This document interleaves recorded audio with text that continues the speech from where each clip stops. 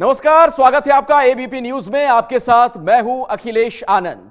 एक बड़ी खबर आ रही है। मोदी सरकार ने किसानों को राहत पहुंचाने के लिए बड़े फैसले लिए हैं। कैबिनेट ने यह फैसला किया है कि किसानों को 9% की ब्याज दर से मिलने वाला लोन अब 4% की ब्याज दर से मिलेगा। 5% ब्याज सरकार चुकाएगी। यह सुविधा 1 साल तक के लिए फसल के लिए जाने वाले लोन पर होगी। निपुण सहगल इसी खबर पर और ज्यादा जानकारी के साथ हमारे साथ जुड़ चुके हैं। निपुण, जरा तफसील से बताएं, क्या फैसले लिए गए? देखिए, कैबिनेट की बैठक जो अभी अभी खत्म हुई है, उसमें यह फैसला लिया गया है कि सरकार 5% तक जो है ब्याज चुकाएगी अपनी तरफ से, जिससे किसानों को 9% ब्याज पर मिलने वाला जो कर्ज है वो उनको 4% ही देना पड़ेगा।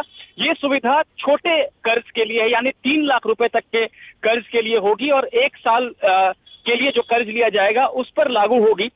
इसकी विस्तृत अभी आधिकारिक प्रेस रिलीज जारी की जाएगी, जिससे और विस्तार से ये पता चल पाएगा, क्योंकि इस तरह की भी बात निकल कर आ रही है कि समय से अगर कर्ज की अदायगी दी जाएगी तो कुछ अतिरिक्त राहत भी मिल सकती है, लेकिन उसमें और विस्तृत रूप से क्या सरकार ने तय किया है ये थोड़ी देर में स्पष्ट हो जाएगा। लेकिन इतना स्पष्ट है कि जो कर्ज चुकाने में जो किसानों को परेशानी हो रही थी, उससे राहत देने के लिए एक बड़ा कदम उठाया गया है और इससे किसानों के लिए कर्ज सस्ता हो जाएगा।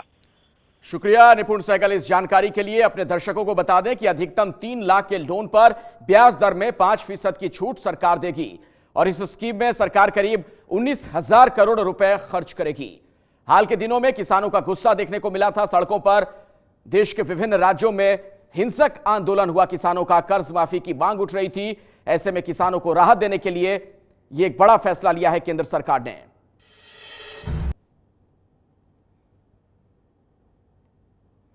भारत में हर 40 मिनट में एक किसान आत्महत्या करता है। अक्सर इस आत्महत्या की वजह होती है कर्ज का बोझ। देखा जाए तो ऐसे हालात में किसानों के कर्ज को माफ करना एक सही रास्ता दिखता है, लेकिन अगर वाकई कर्ज माफी किसानों की समस्या का हल होता तो अब तक देश के किसानों की हालत सुधर गई होती। ये है एबीपी न्यूज, आपको रखे आगे।